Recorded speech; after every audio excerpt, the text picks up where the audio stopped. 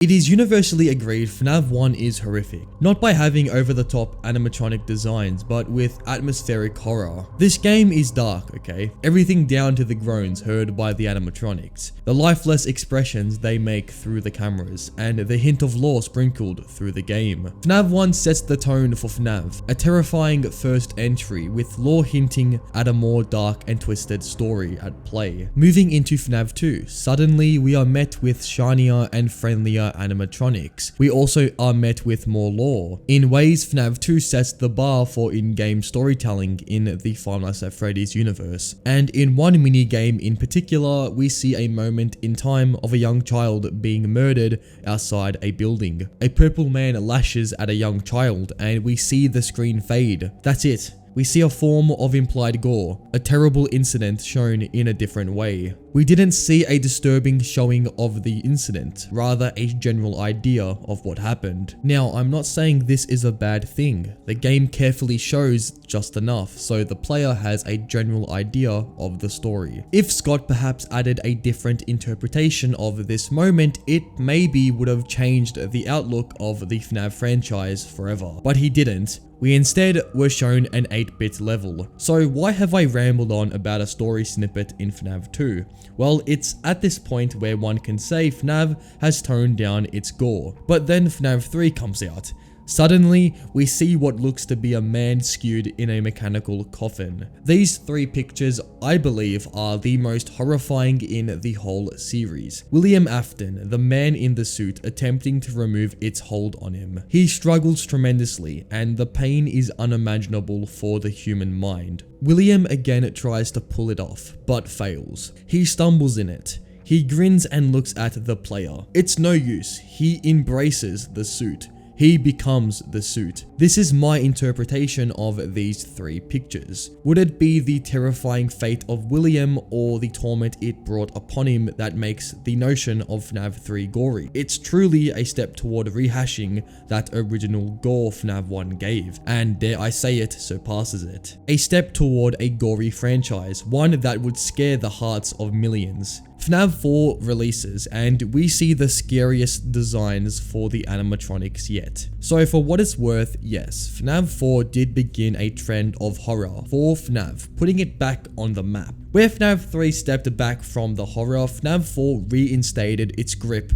on indie horror games. Interestingly, lore for FNAF 4 was different. We again see the return of 8-bit styled gameplay for its lore snippets. We don't see the exact events of the games, however it implies the child is in isolation, and the Bite of 83, an event depicted to be horrific, a brother turned killer. It conveys a raw message. These mechanical robots are to be not touched. When Mike Afton and his friends throw the crying child into the jaws of Fredbear, it reads danger, with the jaw clenching down on the head of the child, ripping the frontal lobe clean off. A fate similar occurs in FNAF 1, but it was seen off camera. The incident is quick, but sends a chilling moment nonetheless. But we see it differently. We are shown through the eyes of an old game, the brutality masked and to be interpreted. We may not have seen William be skewed into an endoskeleton or a child be bitten by the jaw of an animatronic, but we still understand the concept.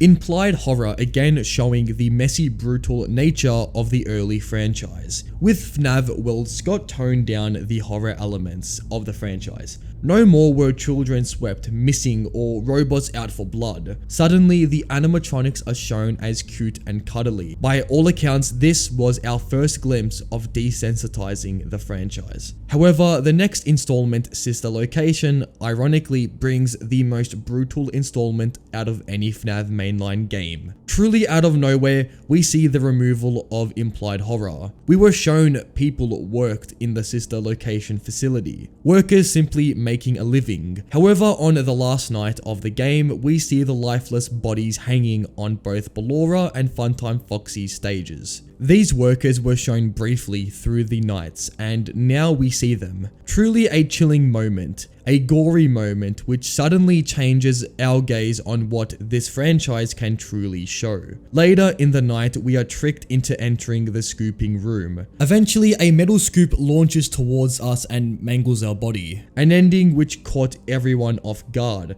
Suddenly, we see the effects of a narrative-driven game, and for once we see the events play out in the actual game. The game also shows briefly the fate of Elizabeth Afton, but again decides to take the more lighter approach with a 8-bit visual. This fate is potentially on the same level of William's, a tragedy which sparks a fire in William. During the end of each custom night, we see a decaying human corpse, one which has been used as an animatronic disguise. On the last day, the animatronics grow tired of the withering body. As such, they leave the host, plunging into the sewer, never to be seen again. Mike is kept alive through a process called Remnant, a soul-like power keeping the host alive, even if the injuries sustained are irreparable. I believe Remnant is a massive reason why FNAF's gore is no longer tapped into. This becomes more apparent in the later games, but for now we suddenly are given an outer world reason as to why these animatronics are possessed. William wasn't instantly killed.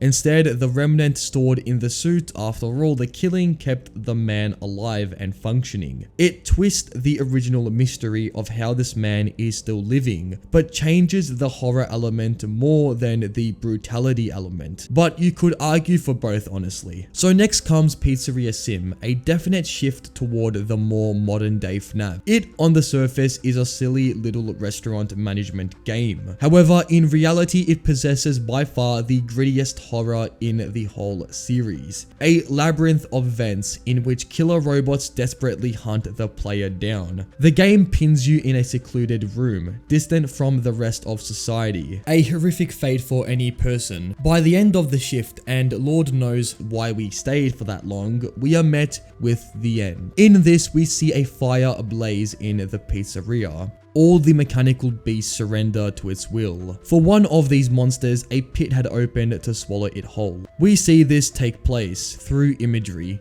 We see the animatronics burn. This sparks the end of what was a long line of games, and next comes what I like to call modern day FNAF.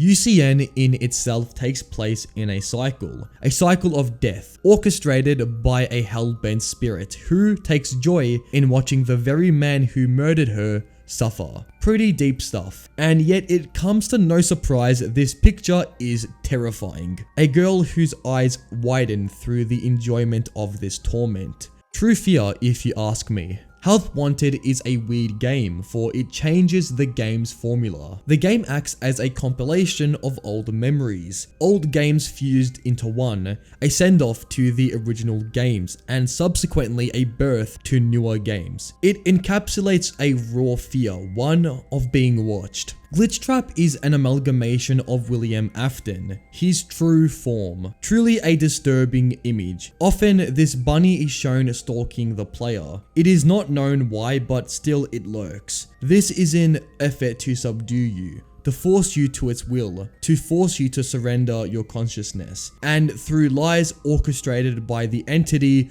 we fall into its trap. A trapping of the mind is terrifying. A fate some would say worse than death. To be controlled by something is to be stripped from more life. And in a VR FNAF game, we see for the first time mind control. With that, it doesn't strike gore like the previous games, but instead reverts back to implied horror.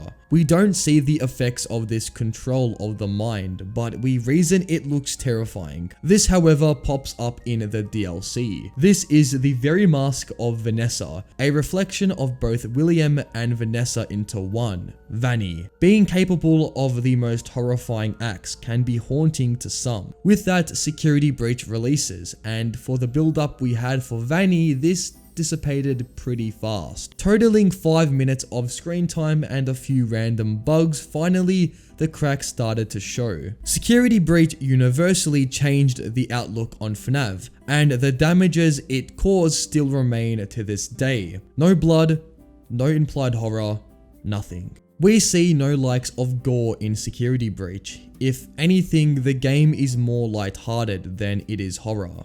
This gave Five Nights at Freddy's a loss of identity. Is it still the gruesome tale of a terrible man, or simply a story of a massive mall? Either way, we do see the return of Springtrap, or actually known as Burntrap. Get it? Cause he's burned? Jokes aside, well, actually this is a joke. I mean, why is this thing? For 4 years, we thought William was dead, but not anymore. Although retcon for story purposes, I still feel that the original intention was to have this canon. It shows with the 3D cinematic this cutscene has compared to the other 2D paperbook cutscenes present in the other endings. We now know Princess Quest was the actual canon ending, but still, it's hard to believe at one stage this could have been the future of FNAF. Rune eventually takes the mantle of what Security Breach left off with, and by adding a new character known as the Mimic, we finally see a new look for the franchise going forward. A robot who, through witnessing guilt, loss, and tragedy, becomes the embodiment of these emotions. Through the death of a son, and for this anger to be imbued in this machine, we see a truly twisted being. One who lures a character into the bottom of the abandoned pizzaplex, with an ending showing the character Cassie, a young girl, plummeting into the depths of the building. This definitely changes the overall view of the franchise. Could this be a step forward? Are we to leave this newly shown goofy nature of the franchise to potentially find newer, terrifying concepts? With that, we meet the current installment in the series, Help Wanted 2. This game is definitely on the surface a lot more goofy. It has bright colors, silly animatronic dialogue with the sun sections, but shockingly, may just be the most disturbing game in the series yet. We have been working for Fazbear Entertainment, however, due to an error, we remained in the pizzaplex, alone and abandoned. We continued our work until eventually a crack showed in the system. We take our mask off and are revealed the true state of the building. A broken, decrepit building meets our eye. This realization is so disturbing. The forces that plague this building merge in our software. Through this, we are lured into obeying its every command. Like the first Help Wanted, we eventually fall into its will, becoming engulfed in the software. We now are a part of its very corruption. A theory is we play as Cassie's dad. If this is true, then what the ending shows is a dad giving his child its very demise. Truly a terrible fate. This doesn't show much gore, but again, it's what's not shown which really makes the player question its existence. A definite shift from the early gritty horror in the franchise, and an evolution of a franchise's struggle with its very own identity. In 2018, during Dorco's interview with Scott Cawthon, the man behind the series, he explains why FNAF World was made, explaining that there is only so much human suffering he can take. So it's not surprising that after this game's release, the overall tone of FNAF started to become less gory, excluding Sister Location, which for the most part stuck to some gore as opposed to none. As we stand moving into 2024, it's clear gore in FNAF may be at its end. With a presence in the earlier games, it's only now that FNAF is starting to offload gore and instead focus on implied horror. The question is, are we going too far? If gore was reintroduced in the franchise, would it be better off? Well, this question is kinda hard to answer, as it kinda depends on the type of horror media you like. Is it the gory slashers potentially dipping into thrillers, or the sci-fi robot cat and mouse horror trope?